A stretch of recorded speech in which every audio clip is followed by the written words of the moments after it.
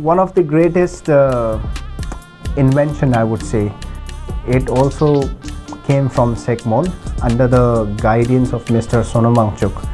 So this 𝗙𝗵𝗹 innovation, that is to preserve water in the form of glaciers. Those villages which have water scarcity, they are building 𝗙𝗵𝗹s. You know what? There's a school in India जहाँ admission लेने के लिए आपको fail होना पड़ता है, and that school is in Ladakh. It was founded by an IIT graduate, Sonam Wangchuk, in 1988. The idea of forming the school was very simple, क्योंकि regular school में pass percentage of Ladakhi kids was very low, almost 5% per year. So Sonam Wangchuk, a true innovator, founded this school of alternative learning and named SECMOL. So let's go to SECMOL and meet Padma Othsal ji, the director of SECMOL, and let's understand what is SECMOL, how learning there is more practical than theoretical, and how one can study in SECMOL by simply failing in his academic life. Matlab, you have to be an idiot to become a genius. Jule Padma ji, we want to know from which part of Ladakh you are from. Jule, first of all, thank you so much, Rahul ji. It's an honor to be here in your show. Yes, I am Padma Othsal from a very small village in eastern Ladakh, from a semi-nomadic village called 𝗀𝗵𝗵. You must be knowing about the Pashmina shawl, which is considered the world's finest fiber. So that comes from my village. So there are two parts of Changthang, two different regions. The one I'm from is in 𝗙𝗵𝗵𝗀 block, and other Changthang is in 𝗬𝗵𝗔 block. So I'm from 𝗙𝗵𝗵𝗀 block. Here the lifestyle is very different from other parts of Ladakh. So in the past it used to be like 100% nomadic. So we used to be nomads, but over the time it has changed. Like over the times everything changes. So we are now semi-nomads. So that means like people have their own houses. So nomads mean they don't own any houses. They migrate from one place to another. That is the story about our village. You just mentioned nomads and semi-nomads. So who are semi-nomads and nomads? They don't own a proper house. What they own is a nomadic tent. We call it 𝗏𝗏. So with 𝗏𝗏, they move from one place to another, like according to different seasons. So once the grazing is done at one particular place, and then they move to another place where the grazing is there for their animals. Then they move with their tent. This tent is called 𝗏𝗏, nomadic tent.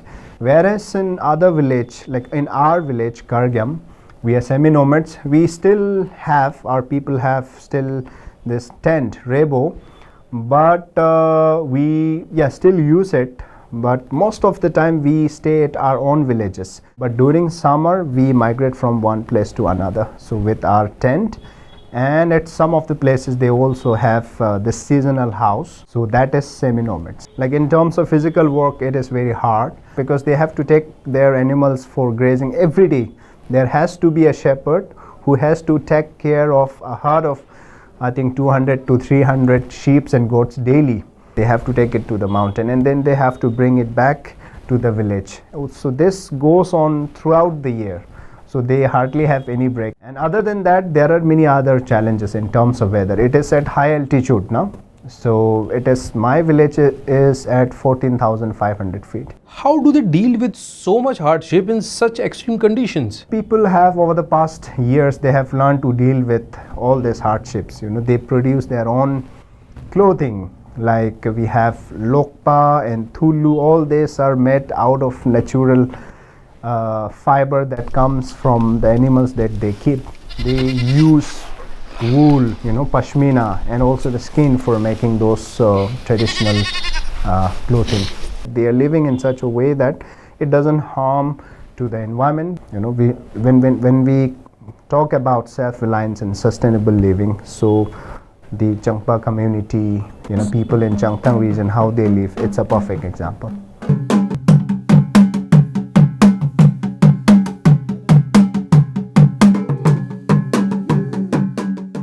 So what was your schooling and education like given such a remote and difficult lifestyle? First 2-3 years of my schooling, it was in my own village. So I was talking about 4 small hamlets, so where I'm exactly from is 𝗀𝗵𝗵𝗀. So there I studied until I think first or second standard, I don't exactly remember. And after that I was shifted to a centralized residential school. It is another government schemes. After that I studied in government higher secondary school 𝗏𝗏, which is just I think 40 kilometers far from my village. It is also in our block, 𝗏𝗏 block. So from 5th to 12th standard I studied there. Like my sister, the eldest sister, she is a shepherd, and during winter break we would help our family with shepherding and taking care of animals and other chores. So still I'm in touch with the lifestyle that we have. How did SECMOL become part of your journey? So I pursued Bachelor of Science course at government 𝗍𝗱𝗪 Memorial College, Leh. And for that I had to I had to move out from my village for further studies or higher education. And luckily at that point of time I got an opportunity to go to SECMOL, join SECMOL. I think SECMOL started a college program for the students like who pursue their bachelor's degree in Leh College. And they announced this program for the college students, and I applied for this program. I went through the interview and all this. So I got through it and I got a chance to be at SECMOL. It has broadened my horizon of thinking because in normal college or school, I think people go with the normal system. That opportunity I had, and at the same time I had many other wonderful opportunities during my stay at SECMOL when I was pursuing my college course. Why did you stay in Ladakh after 12th or graduation instead of moving to a big city or university? It was not in our capacity. So I had to figure out I had to figure out myself to finance my college education and all this, because I never wanted to put this pressure on my parents, because they just can't afford it. Whatever they earn, they spend this money for the own family management. But I was always optimistic and ambitious. I never wanted these things to stop me from going ahead in life. During summer vacations and other whenever we have holidays, I used to do trekking guide and cultural guide, all this I used to do during my college break. Sometimes I would organize my own groups and sometimes I would work for other companies. That is how I was financing myself. How did your journey go from being a trekking guide to becoming the director of SECMOL? I applied for this program, Master in Social Entrepreneurship. It's one of the best, and I think one of the best program that Tata Institute of Social Science is offering. So then after researching a lot, and I was also not really sure after 2 years of master program what I was going to do. So then eventually I think there seemed to be some problem with offering scholarship also. Then I was reluctant and I decided not to go. Then I was approached by Mr. Sonam Wangchuk, who is everybody knows him very well, the founder of SECMOL Alternative School. And he asked me if I could come back and lead the SECMOL organization. Then I happily accepted the offer. How has been your experience in SECMOL as a director? It has been a magical experience for me in terms of learnings and meeting different people, because the philosophy of this school is learning by doing, hands-on learning. Because I strongly believe that I realized that life can teach us a lot by doing things. So that is the core principle of SECMOL Alternative School, learning by doing. Because with no prior experience, I had a chance, and after working for the organization for nearly 5 years, I have learned a lot of life skills that I would have never, I think, learned anywhere else, I would say. So it has been an amazing journey for the past five years for me. We have been talking about SECMOL for a while. So can you tell us what is SECMOL and how it all started? So SECMOL started in the year 1988. It stands for Students Educational and Cultural Movement of Ladakh. So basically it started, initially it started to reform the education system in Ladakh. So if we are talking about what SECMOL is doing today, it is an alternative school and as well as non-profit organizations, NGOs as we call it. Back in 90s, I think 95% of the students in class 10 examinations would fail and only 5% would pass. So you can imagine how the system was back there in 90s in all the government schools. So then Mr. Sonam Wangchuk together with like-minded youth, they discovered the failure in the system. उन्होंने जितने उनके स्कूलों में जितने बच्चों को fail किया है उनका शक्ल देखें यहाँ के उन्होंने थोड़ी इनके नहीं फिर आपने किया है आपके सिस्टम ने किया है. They went ahead and formed SECMOL. So the philosophy is equipping young minds or youths or young students with real life skills with like modern education while preserving the rich traditions and culture of Ladakh.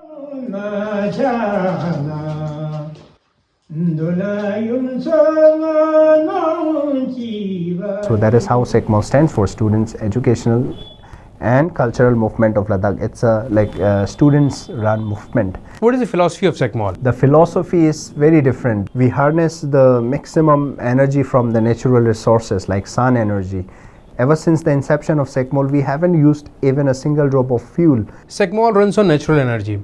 So what ideas has it come up to solve the problem of limited resources? There are two problems at the same time. One problem is how to keep the room warm, and another problem is that how we reduce the carbon emission. SECMOL thought it differently, and SECMOL harnessed the sun energy using basic science, how the orientation of the buildings, the insulation needed in the buildings, materials that we use to build the house, all this, by integrating basic science, SECMOL has been successfully using the passive solar buildings with zero carbon emission.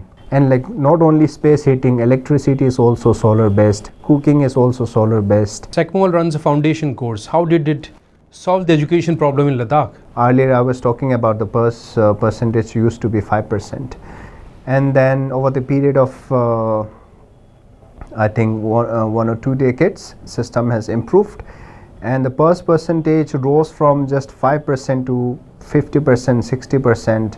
On an average, we have 60 to 70%. What is the admission criteria for this course? The admission criteria for this foundation course is that one has to be a failure in 10th grade, and then only then one becomes eligible for this course. And there would be other students who would still be willing to take admission in the foundation course, like those who have passed with good percentage. They might have to be on the waiting list. Do you have success stories or for examples in support of that? There are many examples. Some of Mr. Tanjin Doje is an example, who is now an internationally acclaimed filmmaker. So who was also a failure in 10th grade several times. And we have Mr. 𝗬𝗵𝗵𝗀, who also failed a few times in 10th grade. He became then I think renowned. Now in Ladakh, he's one of the best journalists. And there is Miss 𝗙𝗵𝗵𝗀. She also, I think, failed a few times. Started the first ever all women run travel company. And in recognition of her work, she won the 𝗨𝗏𝗃𝗃 award.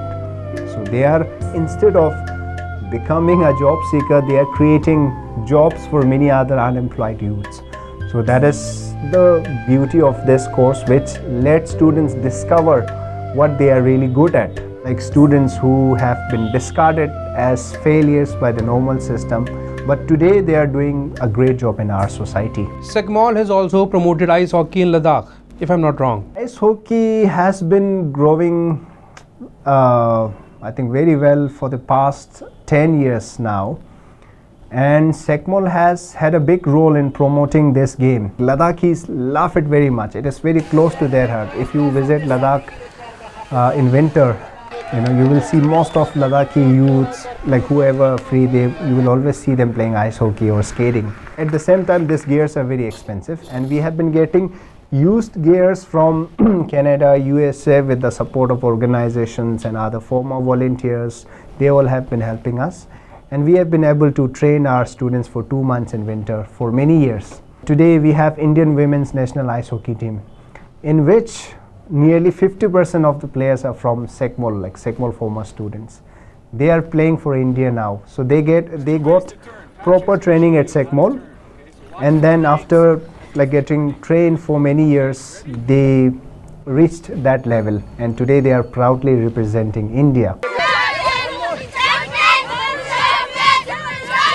After being part of SECMOL for so many years and seeing others grow without formal education system, what difference do you now see between these two?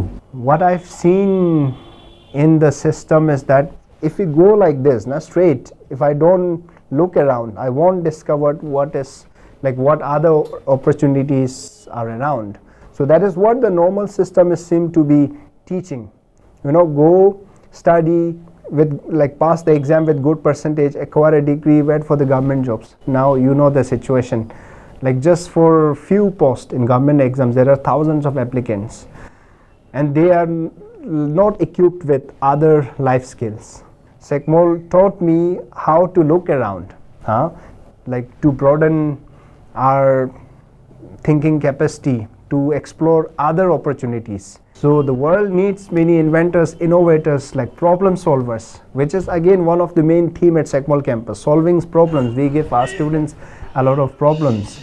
So through problems, they discovered they face a lot of challenges, and they have to come out with some solutions.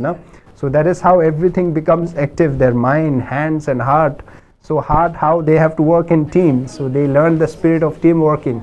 So all this has to be inculcated in the normal system. How SECMOL is different from other systematic and conventional education system? How the campus is run is very different from the conventional schools. So we have this system at our school that students run the campus. So that is why we call it students run campus. Every 2 months we have a new government. There is an election happening, bi-monthly election we have at our campus. So every 2 months new minister comes. So in students council there are 3 ministers, students, campus chief, academic minister and work minister. These 3 elected ministers lead the campus, and other students also help them. And by doing so, every 2 months most of the students get opportunities by the end of the year. So through this program they gain their leadership skills. Instead of teaching leadership through books, why don't we just make them do? Why don't we give them an opportunity to lead the campus by themselves? So that is what we have seen. That is how it teaches students the best. In the competition for sustainable living, what has been SECMOL's most innovative idea? One of the greatest invention, I would say, it also came from SECMOL under the guidance of Mr. Sonam Wangchuk. So this 𝗙𝗵𝗹 innovation, that is to preserve water in the form of glaciers. The prototype was first made at SECMOL campus, and after it became successful, and it was then expanded to many other villages. Those villages which have water scarcity, they are building 𝗙𝗵𝗹s. How did 𝗙𝗵𝗹s solve the problem of farmers in Ladakh? So in spring season, that is the season when farmers start working in their farms, and during that time they don't have this glacial melt water. 𝗙𝗵𝗹 plays its role in spring, so it caters waters to the farmers when they need the most in spring. So by the end of May or June, the 𝗙𝗵𝗹 melts, and by that time then farmers have water from the glaciers, the glacial melt water. 𝗙𝗵𝗹 is very interesting concept in itself. So I'm sure there's a great story behind how it was made. Yeah, the way it is made is again very interesting. We splash the water through sprinkles.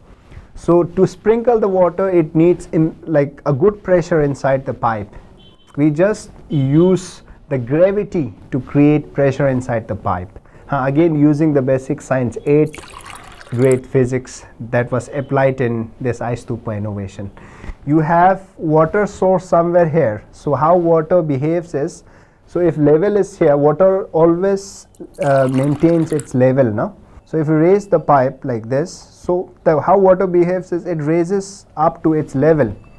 So if we draw the pipe from the source, the pipe from the source and draw it till the village, and then at the end of the pipe it will have immense pressure. So we will have the sprinkler attached to the pipe, and it would create immense pressures that would naturally sprinkle the water, so in a natural way, just by using the gravity. And as soon as it falls in freezing winter like Ladakh, so like doing that like every night for nearly a month, then it becomes a like big 𝗙𝗵𝗹, giant 𝗙𝗵𝗹 in conical shape. So what is the core education policy of SECMOL? The 3 H's. So we call it revolutionizing education from 3 R's to 3 H's.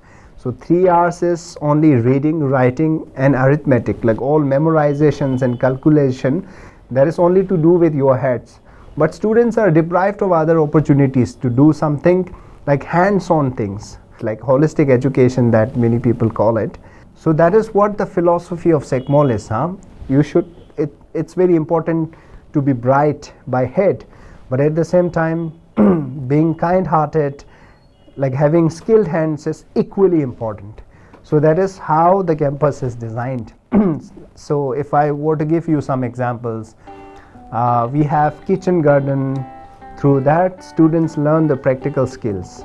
We can also call it alternative learning and experiential learning. We have food preservation class. For example, on our campus we have lots of apricots. They have theoretical classes before doing the practical, and then after the theoretical classes followed by practical classes, so they, like students, go on a picnic and then they harvest apricots and then they make apricot jams. Through that, science comes alive. So that is how like the system of education should be, teaching students maths and science. Now we have dairy responsibilities. So students who have dairy farming responsibilities, they have to take care of cows, milking. From that they gain the practical life skills. But at the same time they also have to present the proper data. So that is how the statistics comes alive.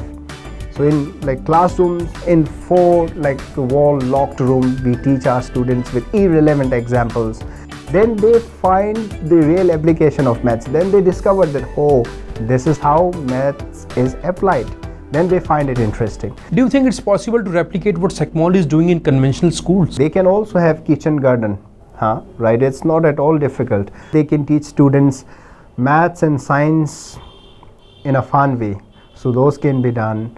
Also, I think in school I've seen is that many, like they run after completion of the syllabus, because education means it should be for learning. It should not be for competing for one exams or after.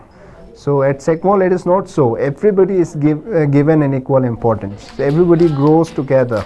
Usually what happens in the normal school is they always give the opportunities to only the best students.